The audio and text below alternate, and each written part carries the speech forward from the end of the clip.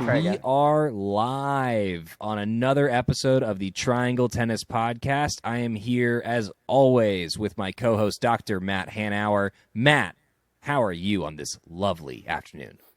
Oh, I'm tired. I was telling Zack I had a really rough righty match this morning. I saw an 11-9 in the tiebreak. I got first set and then 7-5, and I am exhausted. Yeah, but I got the W. On a very muggy day, which every single day this summer has been, it seems. Yeah, it's wild. So, for the listeners at home, we were planning on doing a full Seven Oaks preview episode this evening. But here's the thing. We don't know that many of the players. We know a few. We're going to talk about it a little bit. But after a brief discussion of the Seven Oaks tournament, we're going to get into something that listeners have been asking for, dare I say, demand. And that's an interview of Dr. Matt Hanauer about who he is, where he's from, and we're going to try and get Matt to open up a little bit. We want Matt on Matt today. Matt did not know coming into this recording that we were going to do that. He looks flabbergasted. Yeah, I didn't see that coming. I thought you were going to make me play some silly game. Maybe there will be some silly games. I don't know. What game is sillier than revealing your true self to an audience of hundreds of listeners, perhaps? I thought you were going to make me pronounce more people's names. That would be pretty awful. Yeah, we're just going to read through the list of carry players. No.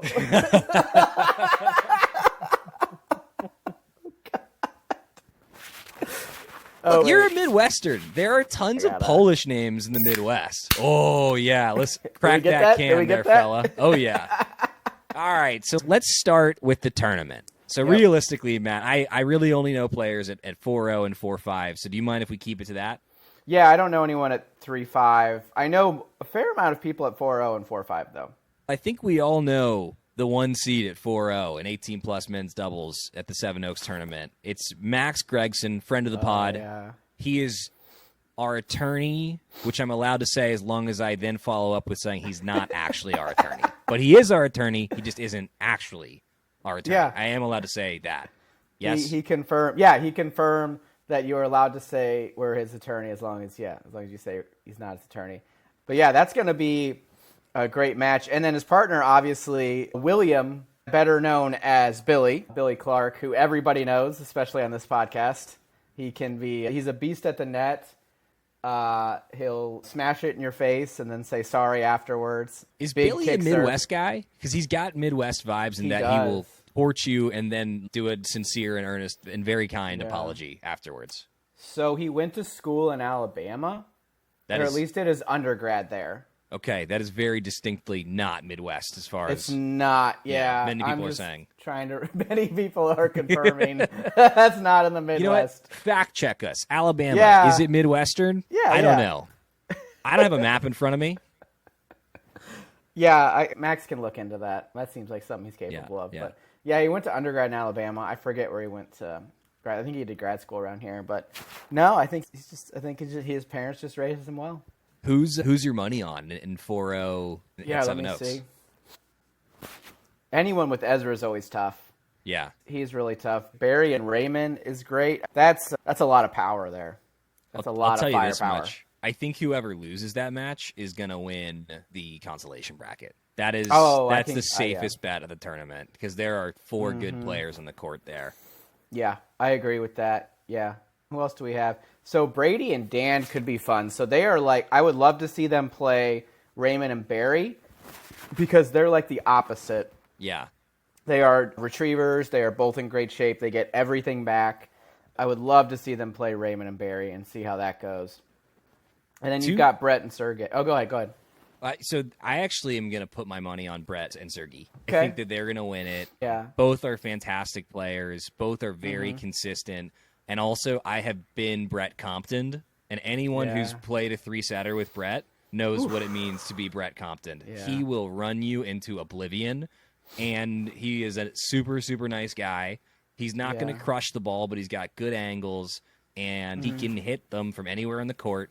You get no free points, and he doesn't really look tired at any point, which is not true of me. Yeah. Oh, no, I always look tired. After the first point, I'm tired. Yeah. Yeah. I have this summer had to do the shirt change after warm-ups sometimes. Yeah. Because it's just been that hot, and We're sweaters, Matt. Yeah, I was getting a little dizzy at the end. I was hoping my match today wouldn't go much longer because I was getting a little dizzy. Definitely out of shirts.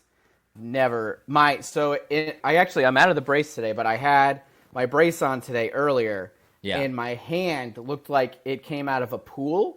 It was like wrinkly because there was so much sweat in the brace. Yeah. That, you sweaty-handed son of a gun. Wow. Yeah. You pruned from your wrist brace because you were sweating so much? Yes, it was pruning. I was like, it looks like I got out of the pool. And it was like, it was just a pool of water. So I have 4 braces that I rotate through, so I wash them. I'm pretty sure I'm done with them now. I'm waiting for the confirmation from Dr. Luther in a little bit to be able to move on to the next stage. But it feels good. That was great. I think Max and Billy are the team to beat. Yeah. But the sleeper team is Brady and Dan because There's 2 other guys that I think are going to be really fun to watch. Jay Leonard and Jason Grunberg are both just really big hitters. You got a lefty, you got a righty. I think both of them are more comfortable kind of bashing away at the ball. So if you're playing them, you're going to get tested at the net, which is always, to me, really fun tennis as a spectator. Yeah, I didn't get a chance to see Jason. You mentioned him. I haven't seen him play. I didn't get a chance to see him play at the Sizzle. Yeah. Should we move on to the 4-5 division of doubles? We're good, yeah. Who you got? Let me see here. Oh, Jeff. I'm just going to say it. Westlander and Stewart got draw dogged. They got a rough draw. I think they're going to win, but they got the extra first-round match. They did. They get the 2 seed in the second round after they get the win in the first. Then, in all likelihood, I think they're going to end up playing Connor Funk and Patrick Grant. Fun fact, have not seen or met Connor Funk in minimum 19 years, but we played in some of the same tournaments as a junior, unless it's a different Connor Funk. And he could play then, and I'm going to assume that he can play now. Yeah. Basically, every single match is a tough match for Mike and Stewart, Bible. Yeah. And then on top of that, they've got the extra match. That's a tough draw. That being said, I played Stewart this morning. They are both playing really good tennis, and they absolutely have the ability to win this tournament, and I think that's where my money's going to be for 7 Oaks 4-5. Yeah, so I know a funny story. Did you ever watch 24, Zach? The show 24? Is that the one with Jack Bauer? And that Jack Bauer, yeah. I've never watched an episode, but I know the noise from the commercials that would play during the baseball playoffs. And stuff. Yeah, I have met not the Jack Bauer, but the tennis player Jack Bauer. A young guy, has never seen 24. I told him to check it out. Is his name literally Jack Bauer? Yes. Do you see it? It says Jack Bauer at the bottom, the 2 seed, Jack Bauer. And I asked him, how do you pronounce? Because that Bauer in the show has an E, right? I asked him, do you pronounce your name Bauer? Yeah. And he said yes. Yeah. And I said, so your name is Jack Bauer? And he said yes. And I was like, do you know the TV show? And he's no. I was like, I'm sorry. He had never seen it, or he had never heard of the TV show. Either he had never seen it or heard of it. He had no idea. He's a young man. How is that possible that no one else has been like, that there is a super famous character from a well-known TV show that shares your name? No one ever said that. No one has ever said that to him. He had no idea. And I couldn't. Jack Bauer. When I saw his name, I was like, I couldn't believe it. Yeah. I think there's some crazy stats on that show. Jack Bauer has killed, in the 10 seasons it ran, I'm not kidding, like 10,000 terrorists. That's not an exaggeration. The man kills per episode 20 to 30 people per episode. That cannot, okay. It's in the ballpark. That cannot be right. 20 to 30. It's an hour-long show. He's averaging 2 kills a minute? Yeah, he's killing. No, he gets them all in bunches. He'll kill 20 people at once. Is it just drone strike after drone strike? How is he doing this? Just guns, just karate chops. I don't know. He kills people. How many people does Jack Bauer kill with karate chops in the TV show 24? It's a lot of people. He kills you wouldn't believe the number is, and he does it all in 24 hours. He kills he kills like a couple hundred people per season in 24 hours. Yeah, it's amazing. I think for our younger listeners, you have to remember we had just invaded Iraq. Yeah, it was a different time. Yeah. Oh yeah, the culture. It doesn't age well. The early seasons age terribly, and I'm sure the later ones too. But yeah, I remember watching it. I feel like that came out a little bit before Homeland, and Homeland was the one that I got into. I think you had to pick one or the other, because that's just a lot of like dark national security content if you're watching both of those shows. Yeah. It is one of the most absurd shows. He's constantly... He has 24 hours to fix the problem, so he's always yelling on the phone. I have no time. Why does he always have does he never is there a special episode where he has 48 hours? Like there may have been a shorter window where it's a 6-hour episode. There's one special, I think, where he does something. He has to take a plane, so they give him a break. He had to take a plane ride one time. Oh, do the time zones come into play in that special episode? And I think that was a little bit of a mess, but 95% of the time he gets an hour per episode. He gets 24 hours. So obviously he's yelling on the phone. I never have time, and he's always demanding to talk to the president. Yeah. Always. That's actually how I oftentimes feel when I'm at a tournament playing 2 events. I don't have time. I demand to get on the court and speak to the president. And that's why you should stick to one event, folks. Because you really should. It won't age well if you do 2. No, if you're under 35, I don't know, under 30, over 30, over 35, you shouldn't be doing 2 events anymore. If you do like marathon stuff as your other hobby, then that's fine. But if your other hobby is having a couple beers with the boys, stick to one event. Come on. Yeah. And Back with that, pretty good Seven Oaks preview. I think we crushed it. Yeah. Yeah. I want to give a call out to Andrew. Oh, God, I can't pronounce his last name. He was on our 5-0 team. DiNicola. Yeah, DiNicola. Is it DiNicola? I don't know. DiNicola. I never asked him, but he was on our 5-0 team. He's from Seven Oaks, so good luck to him. Yep. And wish that I could be participating this weekend. Unfortunately, I am at a conference for a work-related thing, and Dr. Matt is still injured. And so we will be watching from afar, much like with the Carrie Summer Sizzle, where the same things were true. But for those of you that took the time to sign up, thanks for doing it. Friends of the pod run the tournament, and we want to see more folks showing up for this. Sounds good. And with that, let's get into Matt on Matt. Matt, okay. so Matt, so tell us a little bit about where you're from and where you grew up. Yeah, Fort Wayne, Indiana. It's about 3 hours east of Chicago. And let's see. Went to Carroll High School. My dad played a lot of my dad was a better player than me in his prime. He played D1 tennis in Alabama and was very good. At the university? In Alabama. No, at Troy University. Yeah, of course. Yeah, folks have heard of it. Yeah, it's not Alabama, but it's still a D1. So he played there.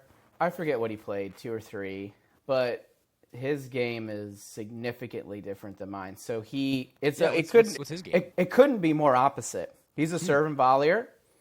He has a very fast serve. I think at one point he got it up to 130. Whoa. Yeah, he had a big serve. Is he a tall guy?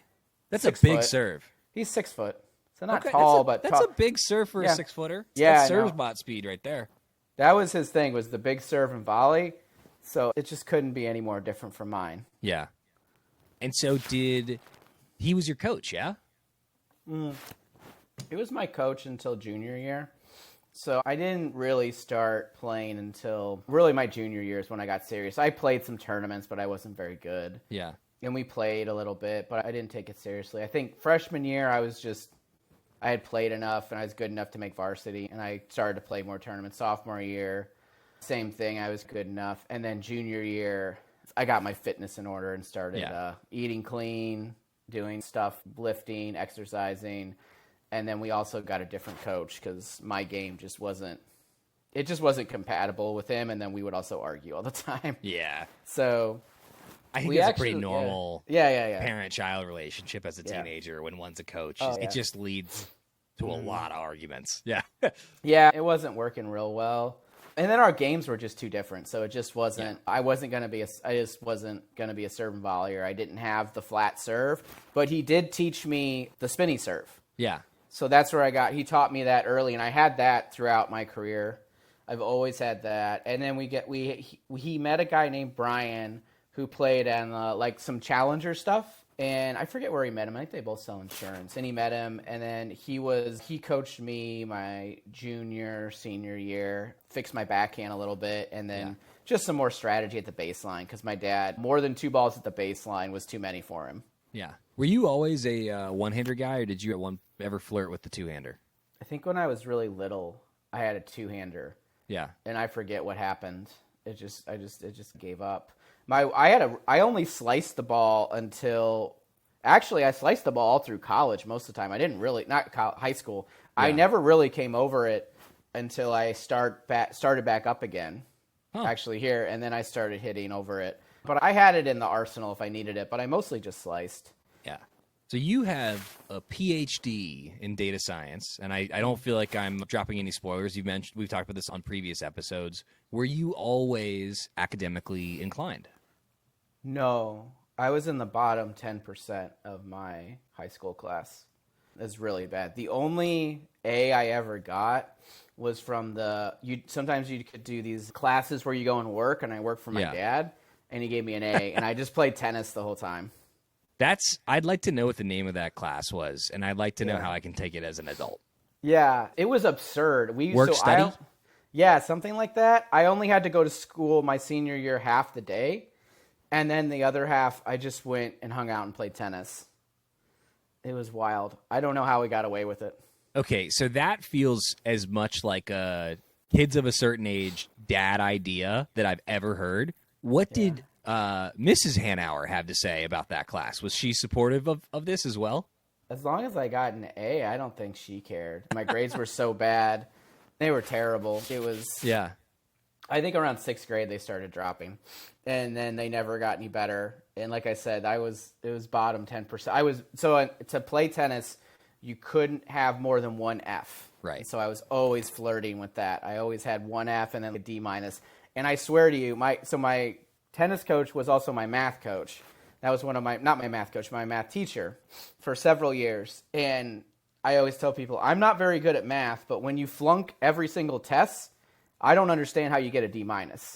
The math doesn't add up. Again, I wasn't good at math, but I knew I never passed a test, but somehow I got a D- in that class. Self-admittedly not a math guy. I think that you were like a glue guy for that class. You held it all together for the people that were getting the C's in the test. Yeah, that's great. Yeah, I must have done that. So I've never asked him about that, but I feel very confident. And I still talk to him, actually. I feel very confident that some numbers were fudged there to give me that D-. That's pretty incredible, man, that you went from being not a strong student, maybe not the most engaged as a youngster. No, very bad student. What happened? It was very bad. Yeah, how did you go from a self-described very bad student to owner of a PhD from an R1 university? Mm-hmm. Yeah, and some shit that's hard, by the way. I don't know how many people listening have tried to do research methods. That class was one of the hardest classes that I took in college. If you got ADHD, oof. So all my friends left, and they went to Indiana, and I went to community college, and I was training. I thought I was looking at some D3 schools. Some of them might have been D2 to play tennis at in Florida. And I went and visited some of my friends at Indiana, and it was awesome. There's partying. I know my wife listens, but the girls were very good looking. Where'd you meet your wife? At Indiana, but it wasn't at the same point. Yeah, that's true. Yeah. She likes to remind me around that time. I think she was back in middle school. Because I got 5 years on her. So, yeah, she likes to remind me when I was partying, she was in middle school. Yep. Sarah's only 2.5 years younger than me, but every now and then she'll be like, "You were so old when this song came out." I'm like, "Oh." Yeah. I got an age. But, yeah. No, I went and I was like, I want to party. And I want to meet all these ladies. And as an 18-year-old boy, that's motivating. So I just honestly just started showing up and trying and turning stuff in, and I found out that was pretty easy. So I did well in community college, did a year there. Everything transferred over. It was very easy to get into Indiana. They really liked the community college I went to. You're at community college. You were not academically inclined. You go to your first Indiana party. Yeah. Was that the light bulb moment where you're like, "Oh shit, I'm gonna get it together because I want to come to these parties"? Yeah, that was an epic party. How good was that party? Yeah, it was a great party.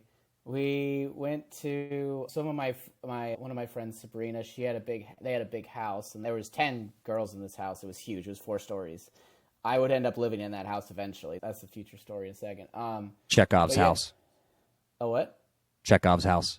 Chekhov's house? Who's that? Yeah, you show us the house at the beginning of the story, and you got to live in it at the end. Is that a thing? Barely. Not really. I don't know. I'm trying to show I'm cultured. Okay. You lost me on that one, yeah. I think I probably lost. Yeah. I don't think it even made sense. So I probably lost everybody, not just you. But that's okay. We got to take risks. We got to swing. We do. We do. Yeah. No, we went to an epic party in someone's basement. We had a blast. I think I wound up losing my shoes or my pants. I don't remember. Oh. I lost something that night. Okay. And I remember walking back and I was like, this is great. And then with yeah. sans shoes or sans pants, unclear. I lost my shoes on multiple occasions walking back from tailgates. Okay. I remember looking down and being like, I don't have any more shoes, and I don't know where they went. So you go ahead, you get good grades for a year. Yeah. Did you transfer after that first year? Did you transfer after the second year? What's the story? Yeah, after the first year, freshman year, I transferred down. I needed a place to live. I was thinking about a frat. I had some, but there was like basically a Fort Wayne frat I was thinking about because I knew some people, but I wanted to know more. But then my friend Sabrina said at that house, I would go visit. So I would visit all the time. I visited multiple times. I got drinking tickets down there, so I had lots of excuses to get down there. How many? I got 2 in a week.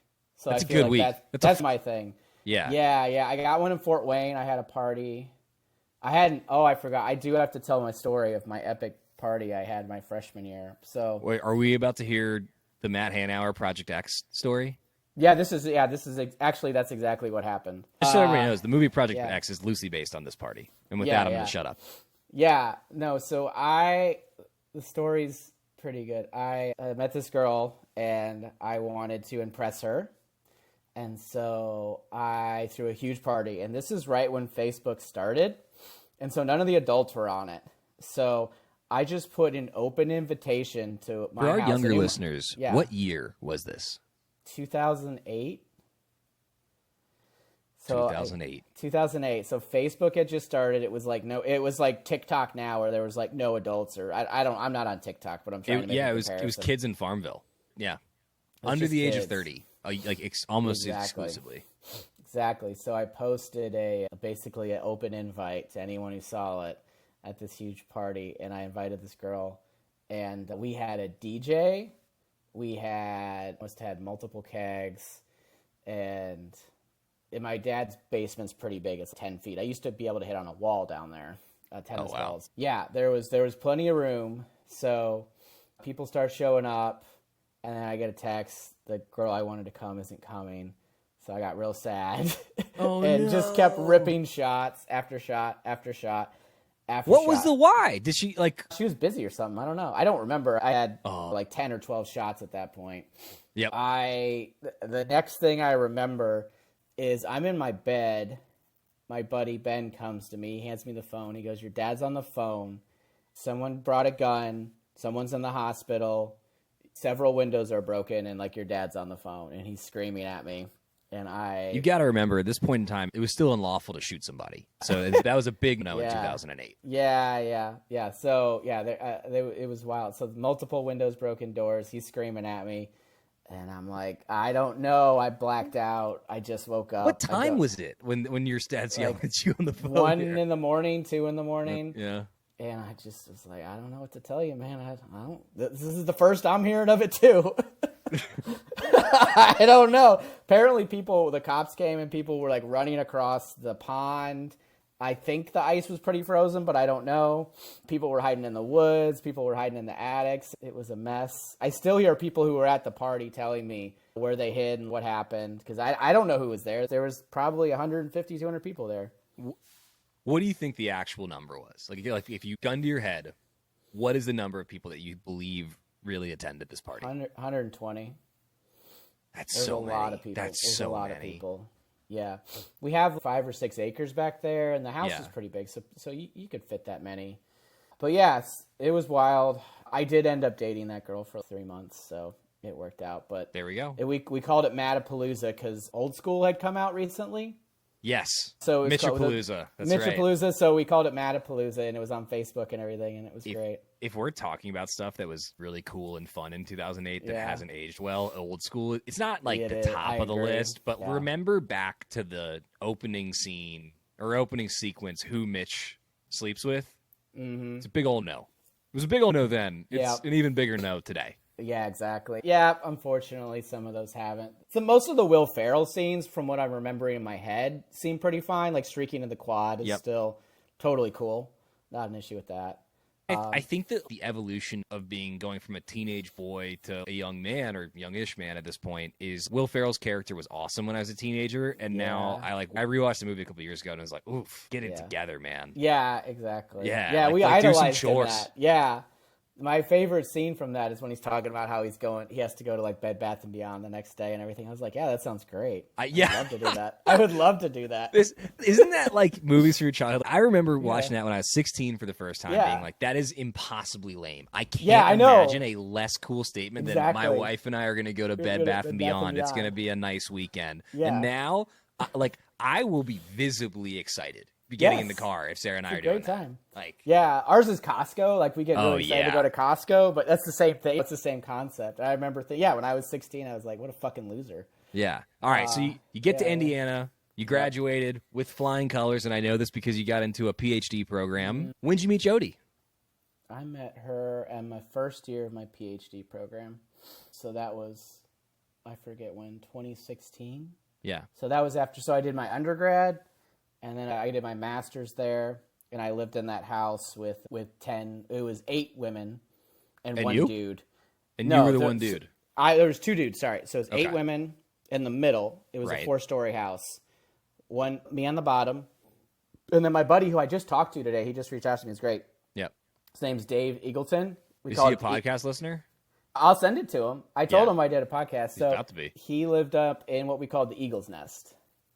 So that was pretty fun. So Dan Eagleton in the Eagle's Nest? Dave Eagleton. But yeah, we call it the Eagle's Nest. He is actually very similar to you. I was talking to him today, and I was like, he reminds me of you. He's very upbeat, energetic, charismatic. He's very similar to you. You would like. Did he attend Matapalooza? No, but I feel like he's been to some of my parties, but he helped put together some other epic parties at the big house with all the people. Matt, I get the sense that you were a wild man as a youngster, which, I wouldn't have guessed. Not because of anything other than you just have your shit together. You are a competent adult. Like, you have a nice house, you got a good job, you got a great head of hair, and lo and behold, respectfully, you're a real wild man as a youngster. Yeah. Oh, yeah. It was blackout or don't go out in undergrad. It was wild. But I did, during the week, I was very studious. I never went out during the week. I always did. I did my homework, but once it was Friday at 5 o'clock, then it was just time to get wasted. I wish that I had the ability to do that when I was in school. Yeah. Like, my attendance record wasn't great. So there was for example, this is an old Chapel Hill deep cut. There used to be a restaurant called Pepper's Pizza, which was like the best pizza in North Carolina when I was a kid. And there was a cute waitress that worked there, and she happened to be working during one of my classes, and I had my priorities, and so I would go to Pepper's to cut class to hang out with this cute waitress instead. Yeah. And she drove a moped, and I always thought, like, oh, that's odd. Like, it rains sometimes. It seems inconvenient to have a moped as a primary mode of transportation. So I asked somebody, hey, like, why does she drive that moped? And they were like, oh, because she's gotten 3 DUIs and can't get a car anymore. And I was like, oh, okay, yeah. And then I started going to class again. Yeah, that's key. Yeah. No, I don't think I rarely missed a class in undergrad and grad. I always show, because that was my big thing I found. And that translates to today is like I'm very good at getting things done and showing up. I'll volunteer for stuff. I'll get it done. And that solves 90% of your problems. Yeah. But yeah, no, that was, go ahead. You played tennis competitively, especially your last couple of years in high school, but also like you made the varsity team as a freshman. So I would say you played competitively throughout. Did you play tennis while you were in school as well? No, I played one time. I think I've told this story a few times. I played a couple of times in the club team my sophomore year when I was at IU. I remember playing a match. I remember breaking my racket because I was angry. Yeah. And I didn't play competitively for 10 years. Yeah. I just stopped. I got more into, which is odd because I don't like kids anymore. I got into helping kids. I did a lot of club work with Indiana, and we worked at Boys and Girls Clubs, Girls Inc. I did all kinds of activities. I was there. I was delivering groceries for folks. I did all kinds of stuff with clubs and kids. And that was really fun. And then did my master's. And I thought I was going to do nonprofit management, but I had a professor who, this is where the stats come in. I had a professor, I had to take one stats class to get into my master's program. And he told me that I could predict the future with math. And I was like, wait, hold on a second. Okay. You're telling me I can predict the future? And can you? Yeah, that's what I do for a living. I predict the future. Who's going to win the who's going to win the presidential election? Oh, that one's so close. I don't know. It's within the margin of error. I don't know. If you can't predict something within the margin of error, then I got news for that professor. You can't predict the future. You can better guess the future. Yeah, that one's too tight. Like, it's too close. That would be too difficult. But I can tell you, if you give me your healthcare date, what we do in my current position, if you give me your healthcare date, I can tell you if you're going to go to the ER or not. Can you tell me how long I'm going to live if I gave you my healthcare data? I could give you within probably plus or minus 7 or 8 years, probably, yeah. Plus or minus 7 or 8 years? That's a pretty big spread.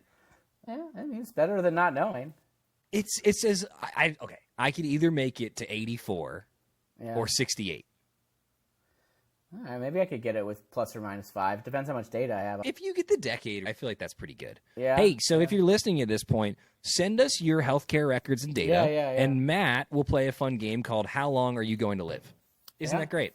It's within 5 years or so? 5 years? I would have to, it's all, and it depends how much data I have. Like, I need a lot of Zacks to train the model and all of that. I'm sure there's some out there that could get, this is what actuaries do. So for your health insurance, this is literally what they do is they try to guess how long you're going to live. So there's probably ways to get it more accurate. It just depends on how much data you have. But that's what actuaries do this for a living. So this is the thing. They try to guess when you're going to die. That's got to be like a depressing job. Just thinking about death all the time. Yeah. Yeah, you get a little divorce from it because I used to work at so in my master's program, I worked at a youth shelter overnight shifts. Wow. I worked directly with kids who had all kinds of issues. They weren't necessarily violent, but they usually had some type of abuse to them, had some mental health issues. So we would do that. So I did that for 3 years. And so I worked directly with them and That's a pretty formative life experience, getting to work with young people, but also those that have had some really tough stuff happen in life. How did that change you, and what did you learn from that time? Oh, I don't think I understood wasn't really able to put myself in other people's shoes because we grew up upper middle class. Everyone was pretty well off where we were. So I get down to Indiana and start working with folks, and you take for granted that you talked about the car. You take for granted that not everyone has a car. You just say, why don't you have a car? We don't have the money for a car. And you're like, that doesn't compute with you until you've seen some of these folks. It's why don't you have these things at your house? Why are you struggling with the job? Why can't you get a house? And it's because, have you ever been anxious before? Try being anxious 24/7. It's tough to do anything if you feel like that all the time. And then you don't have health care and all that. So you see, you understand why people get screwed up when you see something on the news and you see someone who's screwed up doing something screwed up. You're like, after knowing what they've been through, I understand what happened. So that that was really good. I really wanted to do nonprofit work, and I did a lot of nonprofit work and focused on helping folks like that for 10 or so years. I got a little burnout working, and Jody did the same thing. She was in social work. We got a little burnout working directly with folks. Is that common in that field? Because I've got to imagine emotionally it's really difficult working with people that are having a hard time. Yeah. I got a little burnout towards the overnight shift was tough. I did that for 3 years. That was my late 20s. Yeah. What was your sleep schedule? And it's crazy. How many overnight shifts were you doing in a given week? So when I was full time, I did 4. You did 4 in a row. You did 4 overnight shifts in a row. I had one time where the other overnight guy quit, and so it was going to take us a month to find somebody. So I did 30 days straight of overnight shifts. How pasty were you at the end of those 30 days? Oh yeah, I'm sure. Just translucent. Yeah, I remember there was a kid who got there, and it was my first or second day, and he didn't like me that much because I made him turn the TV off at 9 p.m. when it was time to go to bed. And he's like, when you're gone tomorrow, I'll just ask the next guy. And I told him, I'm here for the next 30 days straight. And his face was just in horror. Oh, man. So give me what a normal overnight day. Oh, yeah. That was fun. What are the hours? All that stuff. Yeah. So I would come in, we'd do shift change I would assume it's at a hospital. They would tell me what's going on. If some kid's having a meltdown, if 2 kids aren't getting along, or if they're expecting a new kid, when sometimes they would be planned, hey, this kid's come DCS, the Department of Child Services said they're bringing this kid in at this time. And there's a lot of paperwork when they come in, when they do that, and you got to check them for like license shit. So we've got all that. So they tell me that. And then oftentimes, most of the time, I would have to put them, my job was to put them to bed. And so I'd have to wrangle them and get them into bed if they weren't already. And how many kids or how many people are we talking about? Anywhere from 2 to 10. And it was usually around 5. And it was just you wrangling. No, there's another. No. There's always someone else. We always, it's too dangerous, just one person. So. And how old were folks? Mostly teenagers. 10 to 17. Teenagers are a lot. I was a lot when I was a teenager. I know it sounds like you were a lot when you were a teenager too. Yeah. And wrangling 5 to 10 of them for bed when they don't want to go to bed. Getting them up because our bus was the first stop, so they got up at 5:30. That was tough. I felt so terrible. That's unfair to kids. It really to was. Ask them to get up that early. It was. It was gross. Yeah. The human body at that age just doesn't want that. It was so hard. It was so hard for them. That was the worst part of the job, was waking them up. It was really hard. How do you have hobbies if you're working all night? What did you do for leisure and to unwind in that period of time? I didn't have any leisure from after undergrad, my master's, until really I met Jody. Yeah. So she was the reason I started to do, because I was doing grad school and then also working full time with that. But I did have time on the overnight shift. I usually have 3 to 4 hours of a block of homework time, as long as the police didn't call in the middle of the night. That was the other event. Sometimes the police call in the middle of the night and they say, we got a kid, you got a spot. And I'm usually like, okay. Yeah. But mostly but I didn't do much for fun. I mostly worked and did that until I met Jody, and then I wanted to spend more time with her. So I got into just being really efficient with my time. And I don't think you've ever seen my calendar. I think I've shown you my calendar a few times. I block out every single thing I'm going to do for every single day before I do it. I usually know what's going on for that week, and everything's very efficient and organized. So you meet Jody, and you're like, I got to get more efficient because I need more time. Yeah. What was that courtship like? Because I gotta imagine, hey, it's tough to go out to a nice dinner if you're working overnight. It's tough. I was Then I stopped when I met her. When I started my PhD, I stopped. Yeah. Oh, okay. Yeah. So I stopped doing it then, and then I had some assistantship stuff, but I was still adjusting to not doing that. But I was still very busy with my PhD, and then I had my assistantship thing. And we met on Tinder, so that was fun. She tells me the story of she wasn't planning on going on a date with me. I was the second choice. Matthew. Yeah. I was the second. She says, I was trying to go out with this other guy, but he was taking too long. So I was like, I guess I'll go with this guy. There we go. And what was your opening line on Tinder?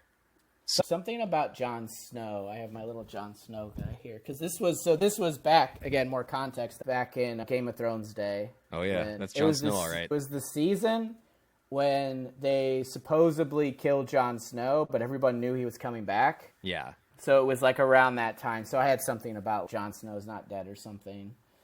Is it the worst final season of a TV show ever? Yeah, I can't think of one that was worse. I'm saying this not to be a contrarian, but because I just legitimately believe it. The last season of Dexter is truly horrific. I went back and rewatched the entirety of the show a couple years ago just to confirm if, in fact, the last season was as bad as I remember, and it wasn't. It was worse. Nonsensical. That being said, I felt less let down by Dexter than Game of Thrones because fucking A, all they had to do was stick the landing. 7 seasons of goodwill. Really 6 seasons. 7 of them was I would agree. Jody doesn't think after the... I think she thinks the 5th was okay, but it was downhill. They started to rush. The 5th was fine. Yeah. The whole thing that made the show, or one of the things that made the show so good, was everything was a slow burn. They didn't rush. They let things simmer. It was a little bit like an adult version of Dragon Ball Z in that way. Yeah. They built very nicely to stuff. And in the last couple seasons, it was everybody's ready to move on. And it felt like everybody was ready to move on, and they were trying to just rush. Everyone had time travel powers or something. Somehow they had jetpacks because they were able to get what usually took, 6 months or a whole season to get someplace, took them one episode. It's just, this doesn't make sense. But yeah. I feel like you can tell when George Martin sort of stopped Exactly. It was somebody else's material at that point. It felt like it. Yeah. We're never getting that book, by the way.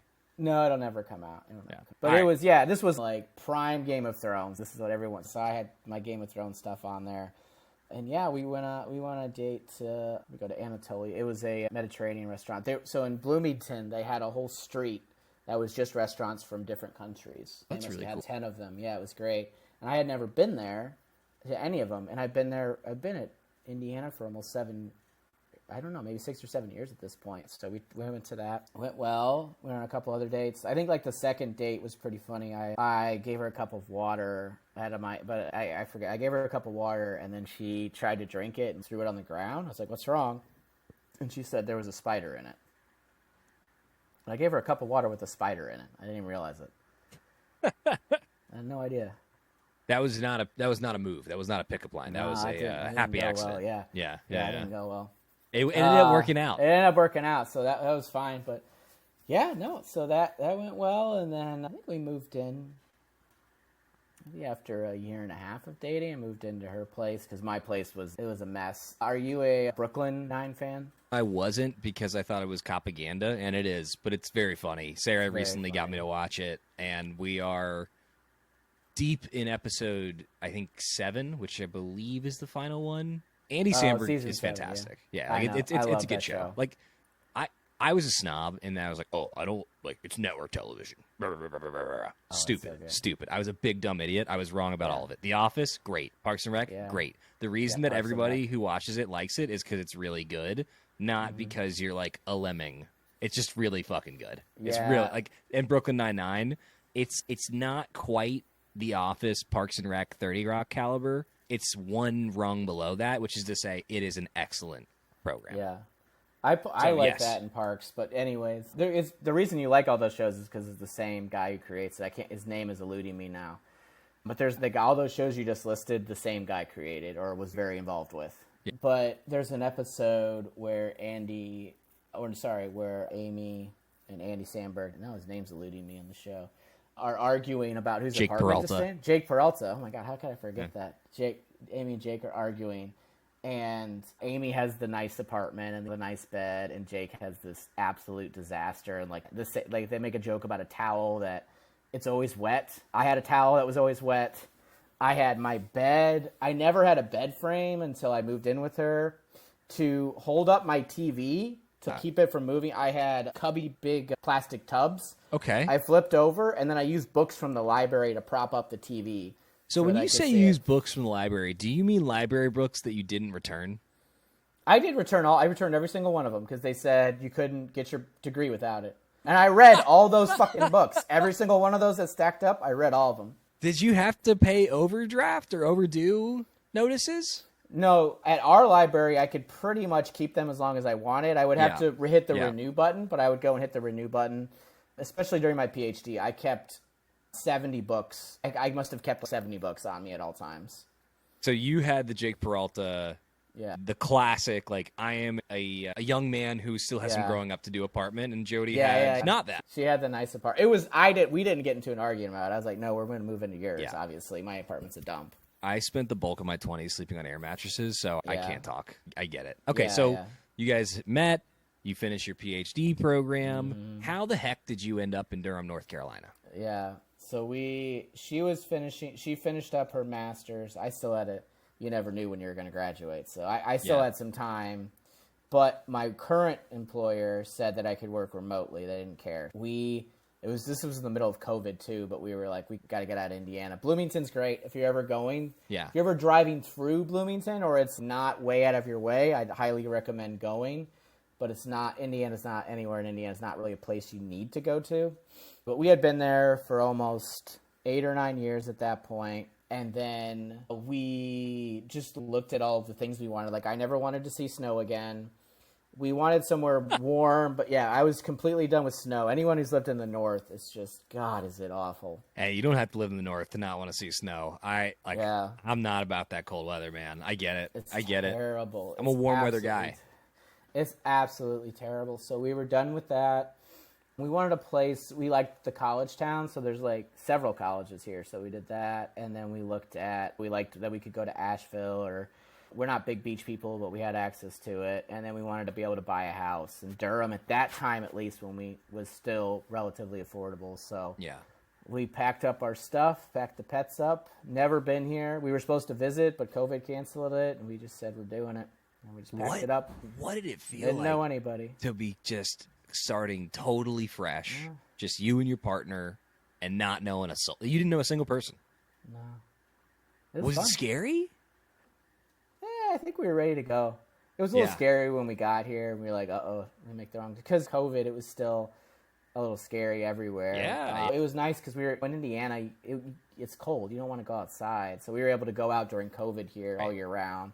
So that was good. I think after 6 months, we were like, yeah, we made the right call. All right, so you get to this place that you haven't been before, where you have purchased a home. How did you go about making buds, meeting people? It took a second because we were here for a year before we bought the During house. COVID, yeah, that's right. Yeah, so we were renting we didn't just show up and buy a house. We rented for a year and a half, and then we bought the house. And I think I've told the story. We looked at the house for 15 minutes, and this is when things were crazy. And then I told the realtor, what do we got to do? And we ended up getting it done in like 24 hours. It was pretty wild. It's funny. People that tell that story, it's, oh, man, that's a terrible home buying experience, but also that means you locked in a rate at a place where you'd like to lock in a rate. Like Sarah and I, we bought at a less crazy time, and that was neat because there was like one other bidder instead of 15, but also now we have to pay a ridiculous mortgage rate, or not the standard mortgage rate standard, for, but it's for much, now, which is higher. Yeah, so that was really nice.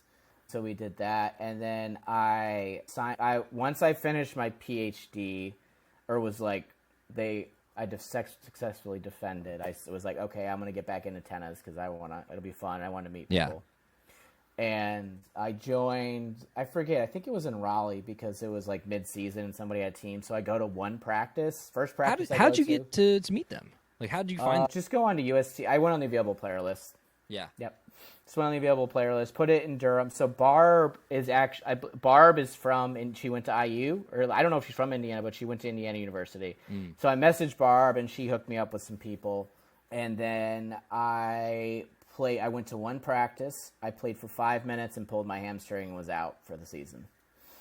Yo, that is a poorly timed injury. As you're in a new place, picking up a sport again, trying to make buds. 5 minutes of court time. Yep, and that was it. So then I was like out for the season basically. So I tried again in the spring, and oh my god, I'm forgetting his name. I went on the available player list. Nice guy. Aaron. I can't remember his last name. Picked me up on his team at 3-5, and then I think I played on his doubles team. And this would have been what 2022. 2021? No, 2021, probably. Yeah. And then I played on his 3-5 combo team. And then I played on a singles team with Kevin Mo Young. Yep. And then that's where I met Nick Gilder and Sherlon and then a couple other guys on that team. And I remember I did really well I played 4-0 singles and I did really well. Yeah. And I met Tyler Carroll. And that's how I got involved originally with JB's team because Tyler introduced me to there. And I did that, met a bunch of cool dudes. And I'm trying to remember how I got involved with the East End boys. I don't remember. I think you were just like getting wins over all of us at a certain point. Like you were well known to the East End boys before you were an East End boy because everyone just kept being like, fucking Matt just mauled another person again. Yeah. And and it was I know I've told this a couple times on the podcast, but it was the same story over and over again. Like, God, like he beat me 1-1, but I just really felt like I could have had this guy. That's like, so true. Like it was 1-0, but like a lot of games went to deuce. And look, like you have a fantastic game that I think but it's a style that leads to being underrated constantly. And so, now I think people know that, and presumably you are at least closer or close to appropriately rated in the eyes of your peers and fellow players. But what was it like when you first started getting back into it? At which point, by the way, you were playing 3-5 and 4-0. 3-5, yeah. So I actually didn't do super well because my doubles game wasn't. I didn't play a lot of doubles before. Like I played all singles in high school every single year, and so I actually was for a little bit in doubles. And then I finally got a chance to play singles like at the end of a 3-5 season, and then 4-0 singles. And I played 3-5 singles and 4-0 singles. And the only match I lost was Tyler Carroll in a third set tiebreak. And and I feel like I met Kevin Lloyd. Maybe he can talk about that. He was on like a tri-level team, and maybe he got me involved. Huh. I don't remember. How did you and I meet? How did we meet? We played one time. I remember you played with. There's this weird thing though, Matt, where I knew of you for so long before I knew you. Like there was a minimum 6 to 10 month period where I would hear your name once or twice a week because we have so many mutual friends who play tennis. Yeah, and you just kept getting good result after good result. And this would have been, I think, 2022. At which point you were playing singles and you were mauling people at that point. Yeah. And so I think you came out to a Palooza at one point. Yeah. And I want to say that you had gotten like a morning match canceled and then came by to a Palooza that started late one day. Maybe I did. Yeah. And I hadn't seen a serve like yours in a long time. Yeah. And I don't remember who won or lost, which means that I probably lost. I think I tend to remember if I won. No, I remember that match. We either didn't finish the set or it was very close the first time. Yeah. We didn't finish the match, but I think you were winning. But I forget, but it was very close. Yeah, but I remember distinctly being on court 3 at East End. I remember that, And I think that was the first time we were playing. And I just, I remember being so impressed by your game. And I remember walking off the court, and I think I said to somebody, but I think it was Michael Young. I was like, oh, people don't even know how good that guy is. People don't even know. Because you play into it. Like, you'll be kicking somebody's ass. It'll be 6-0. 5-1 or something, and you'll just shrug and be like, "Oh, I'm just having a good day," and no, you're not. That's how you play every day. You're just a good player, you know. And like definitely, I remember at that point in time, you were not appropriately rated in the eyes of you by USTA or by the folks that were playing you. And then that was before. It was before you won the Summer Sizzle that one year. Oh yeah. That was the breakout year when I beat everyone there. But how good did that feel, by the way, after taking a decade plus off, getting back into the game? Like, what did you, when you came back, did you really enjoy about it? And what was the most fun part about it? Oh, it was meeting people. The wins were great, but it was great. I missed high school. It was fun because I was on a team. I was the captain, like a lot of us were. Yeah. And it was really great to meet all these dudes who were my age and were cool. I remember meeting Jaron Jackson the first time. That was like a very distinct moment. I was really pissed because I had just got bumped up to 4-0, and he wanted me to play these fucking 3-5s, and I was like, I just trashed everyone at 3-5. What are you doing? This is so annoying. And we're warming up. It's cold, and I have my sweatshirt on. It's my Python sweatshirt. And they actually knew what it was. They were like, oh, yeah, cool sweatshirt, bro. I was like, yeah, it's a snake, right? Yeah. And then I'm like, what do you guys do? They're like, oh, we're data scientists at Apple. I'm like, I'm a data scientist. We're going to be friends. Yeah. And so that was really fun. Just meeting dudes who do. Brady does data science. There's a bunch of guys who do stuff like that and just do similar stuff. Really cool. Good. And that's really the best part. The winning is definitely better than losing. That is something that's nice.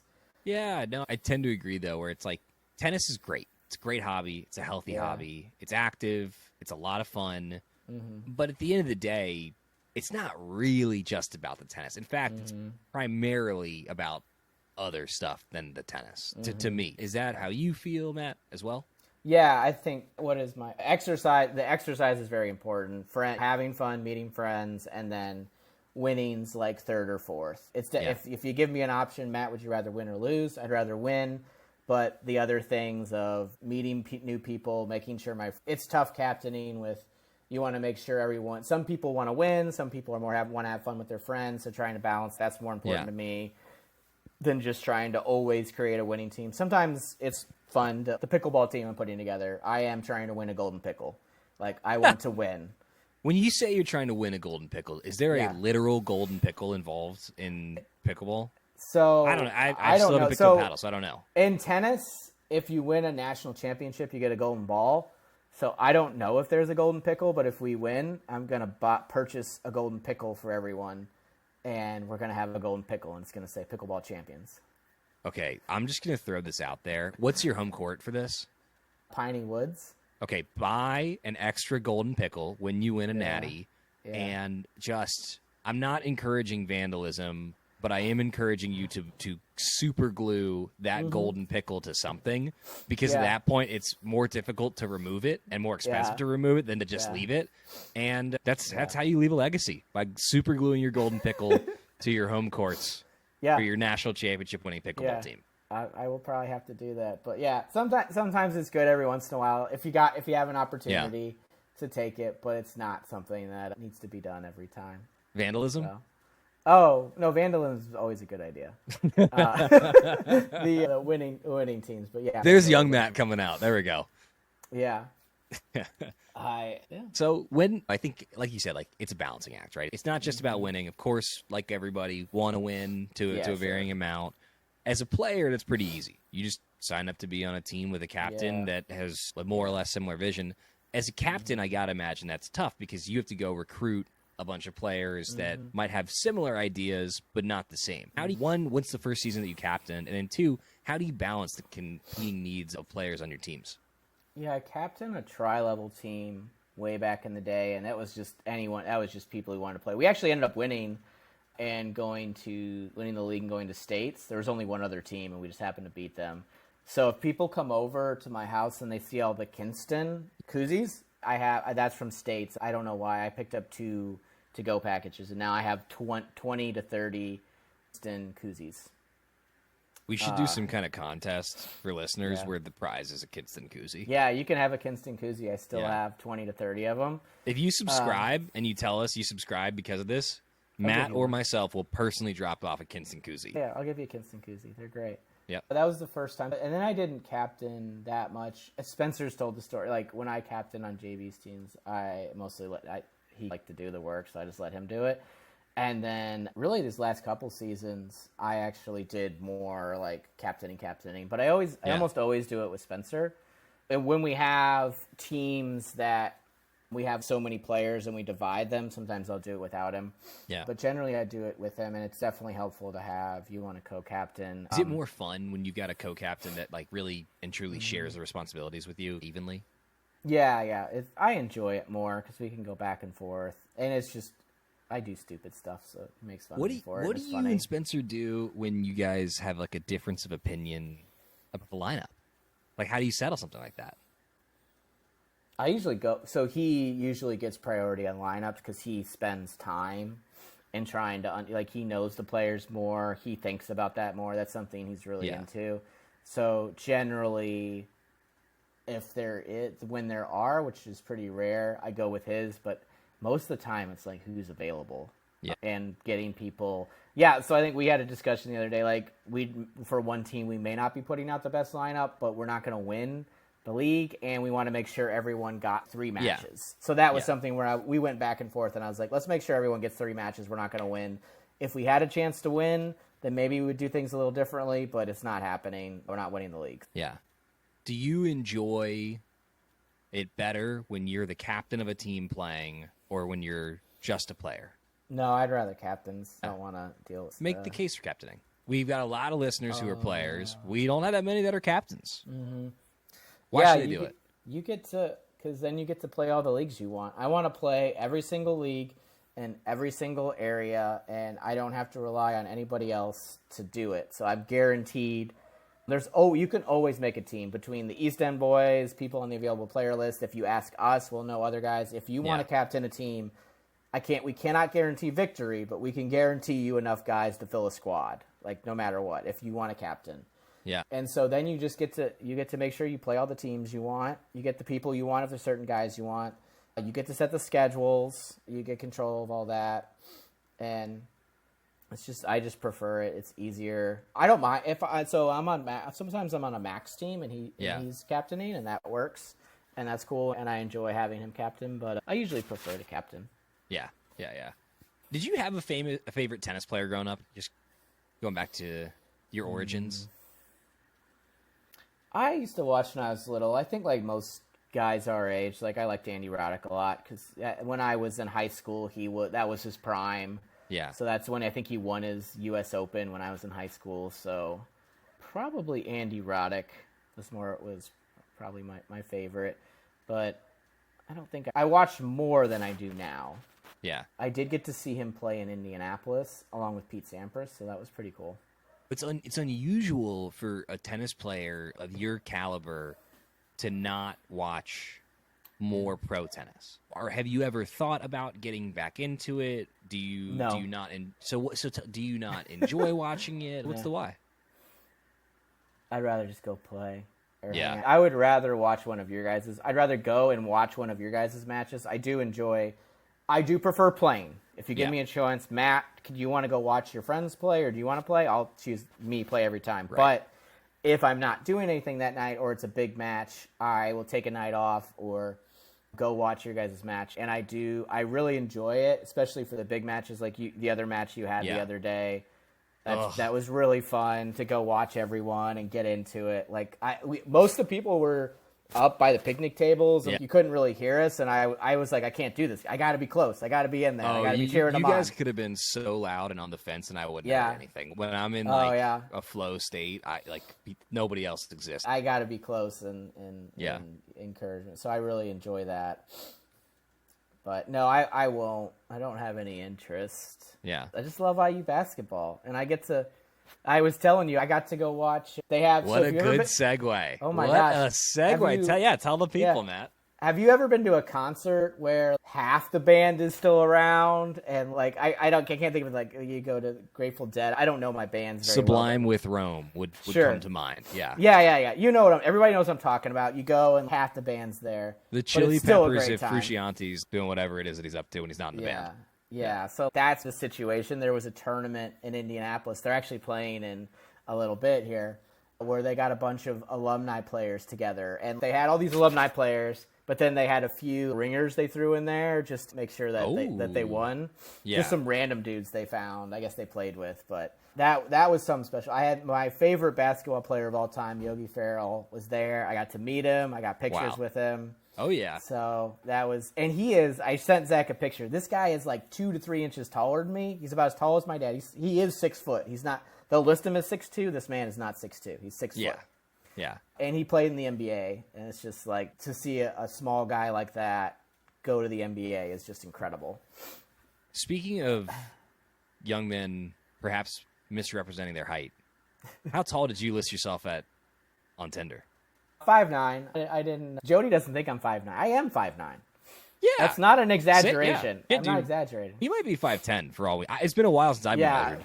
5'10". So if most guys at my height would list 5'10" to 5'11". But no, I'm okay with my height. It is what it is. I'm not tall. So you know how you were choice number 2? Yeah. My marriage began with an act of great deception, which is I don't know how tall I am. It's been a little bit since I've measured myself. So I listed myself as 5'10", perhaps, on Hinge. Yeah. The app meant to be deleted, by the way. And Sarah, I came to later find out, had a threshold of heights that she was prepared to go on a date with. And it was 5'10" and over.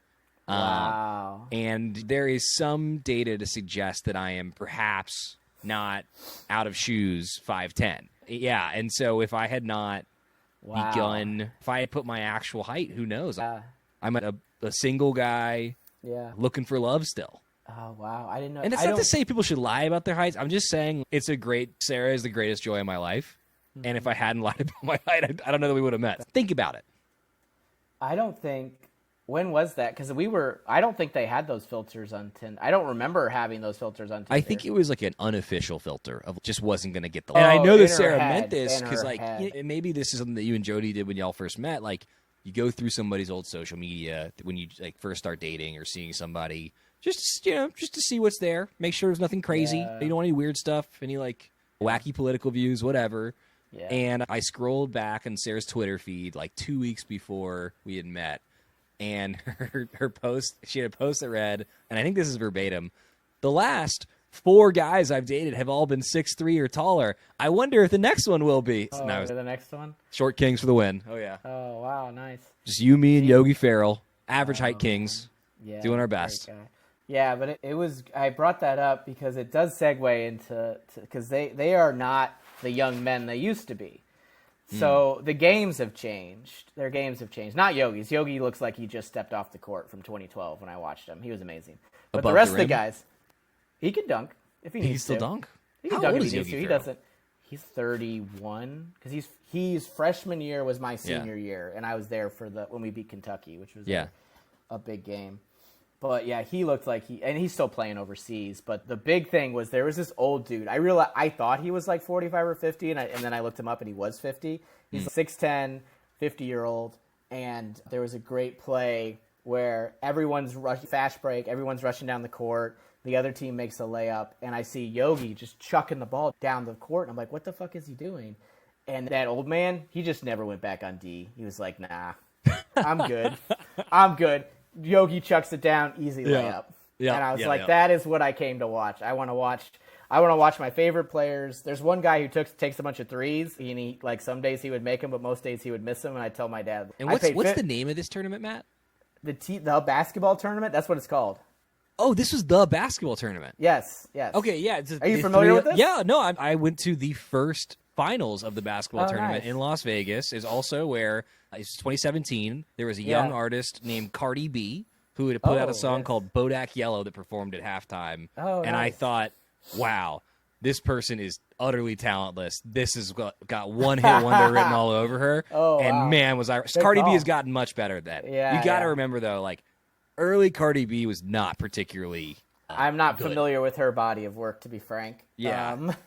She's come a long way artistically. I enjoy the works of Cardi B, but I had to eat my words there. Yeah, so the basketball tournament has a companion tournament called the soccer tournament, which they actually do in Cary every year. Yeah. Oh, I didn't know it was in Cary. Yeah. And so it's that tournament. So you went to the basketball tournament this year. Sarah and I went to the soccer tournament this year and last year. And so I would like to extend the offer to you and Jody to join us for the soccer tournament next year, as well as any of our listeners that think that sports and community are good things. Yeah, that sounds great. Yeah, no, it was fun. I'm sure IU is like really good at soccer. I'm sure they'll put together a team. They have won several national championships. Who won the basketball tournament this year? Was it Yogi Ferrell's team? They're not done yet. They play tonight. They play tonight at 7. IU plays tonight at 7. Oh. The team they're going to play looks very good. But I have faith in Yogi. But yeah, no, it's still going tonight. They beat Purdue the other night. They smashed them, so that was nice because we can't beat them in real life, so that's fine. But it's great. So that's that. Yeah, it was just fun watching these old guys just try and convert their games from what they would do. And like I would say, one guy I told my dad, there's one guy who used to miss a bunch of threes. I was like, we're paying $50 to watch this guy miss threes. Every time he got the ball, my dad yells, "Shoot it, Devontae!" He didn't care where he was. It didn't matter where he was. You're open, shoot it. I love it. Yeah. So is it always in Indianapolis? Well, no, it just was this year. It was a random thing. Jody wanted to go visit her family, and I said, can we do it this weekend? Because I got to go see Yogi. And so we ended up timing it. We got caught in all that bullshit with the flights and stuff and ended up driving. So it was a little rough. But it's no joke right now with the old flight situation. Yeah, so we ended up driving, but that was fun. So yeah, IU basketball games were that was my favorite thing to do in Bloomington. I went to games for 10 years. I listened to there's 5 podcasts. I listened to every single one. The other thing I do that people don't know, I think, is I love NPR. I think at one point I lost the email. I was in like the top 1% or the top percent of all listeners of NPR. Like they did a stat and they said, you're in the top 99th percentile of listeners or something. For our listeners that might not know that much about NPR, what shows would you recommend somebody check out? So if you want some good, I like the politics podcast, but I know everyone's a little burnt out from that. But if you want just to get 10 minutes of daily, like unbiased, solid information on what the hell is going on, the NPR Politics podcast is fantastic. One of the hosts of it is from IU, so that is great as well. Has there been a lot of political news lately? Not that I'm aware of. But I know some people, it's getting to be about that time, I think. But I think there's an election coming up, but we're not following, obviously. I don't know what's going on. I think the stated position of the Triangle Tennis podcast is that we are here to talk about tennis. We're not the Triangle Tennis Politics podcast. No. But I think, is it fair to say, no matter who you're voting for, it is important that you go vote. Yeah. Is that Yeah, one of the reasons we also looked at North Carolina is because our vote could matter. Whereas in Indiana, you can say every vote's the same, but I don't agree with it. You know how it works. Like, your vote's way more important than North Carolina. Yeah. So in Indiana, it's worthless. In North Carolina, it means something. So that's obviously very important. But yeah, you get a chance to have an effect, go out there and vote. But yeah, Speaking so that's of one North of my Carolina favorite voting, ones. Good. Yeah. Your vote really matters at the local level.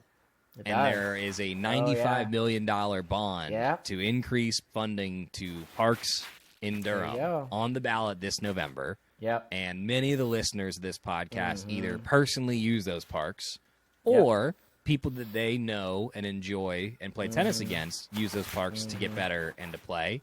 Yeah. So do with that information what folks will. But I'm going to go ahead and say I'm going to vote for that ballot initiative because I want the funding for the parks. And if my taxes got to go up a little bit, worth it. Best investment we can make. I think we can take a position on that ballot and say we're pro more money for parks. I don't think that's too against our values here at the TTP. So just to be clear, this is another TTP exclusive. The TTP unequivocally endorses the parks ballot initiative in Durham. Do we support ballot initiatives that increase funding for parks broadly, Matt, or just this one? I think we can take the stance on we support funding for parks in general. You got to be a real asshole to not want more funding for parks. Come on, people. DPR is great. They're great. Their team is fantastic. They all work hard. Enocta is great. Their team's fantastic. They all work hard. That's true in all the other cities in the Triangle. Yeah. And wouldn't it be nice to invest in the health of your community? Let's do it. Yeah, I think we can handle that position. Yeah, they got public clay courts in Bloomington. No, I didn't play on clay courts till I moved here. They got public clay courts in Winston-Salem. I don't know if I've ever mentioned that before. I think they have. Maybe I heard Sean Berman, longtime TTP listener, wrote in to let us know about the public clay courts. Do they have any in Do they have any in Greensboro? I'm so glad you asked, Matt. Yes, they do. They also do in Asheville and Wilmington. I don't know if I've ever mentioned that before. I don't think so. And I know, I just believe that we can demand more of our elected officials and specifically at the local level. Yeah. And I think it's not unreasonable to say, hey, we don't have this thing, and it would be a community good if we did, and let's do something about it. Yeah.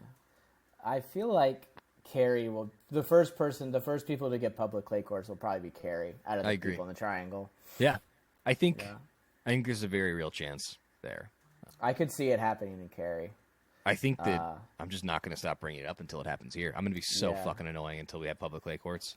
Yeah. For everyone listening, just for the sake of Matt and I being less annoying and spending less time on the pod about this, just find a way. Let's find a way. We can do it. Yeah. Sorry, this is supposed to be Matt on Matt. Not Matt and Zack on public clay courts. So let's get back to you, Matt. Oh, that was basically point A to clay. All right there. There we go. Yeah, good work. What do you want to plug today? Can I plug plugs? Sure, plug plugs. I want more people to write into us and have us plug stuff because we just pull stuff out of our butts or whatever, and I'll find something random. But it would be better to plug your event, your business, your friend's business, your whatever you have going on that you want to tell people about. Let us know. I'd rather plug your stuff than our stuff. We can only do Swing Vision so many times, especially for us not actually being ambassadors to them. Yeah, we have been interrupted by Wi-Fi issues, dearest listener, gentle listener for your Bridgerton fans, and we will not be stopped. We will not be deterred. TTP, like public clay court, will go on. And so with that, Matt, I ask you one final question, as is our tradition. What does tennis mean to you? Okay. It's been really great for my mental and physical health. It's been great meeting people. I wake up in the morning, and first thing I do is check the chats, see what's going on. I check my messages from mostly you and Spencer. I haven't had this many friends in, I think, my whole life. It's been really great. It's changed my entire perspective. I can't imagine moving just because I want to hang out with all these cool dudes, and definitely way happier. I might be the only guy who's actually gained weight while playing tennis, but that's more of a me thing than anyone else. But it's been great for every part of my life, and I'm really pleased to be hanging out with you guys and having fun. Folks, This has been another episode of the Triangle Tennis Podcast with Zack and Matt. Thanks for listening. This was Matt on Matt and the Seven Oaks preview. Have a great day. All right.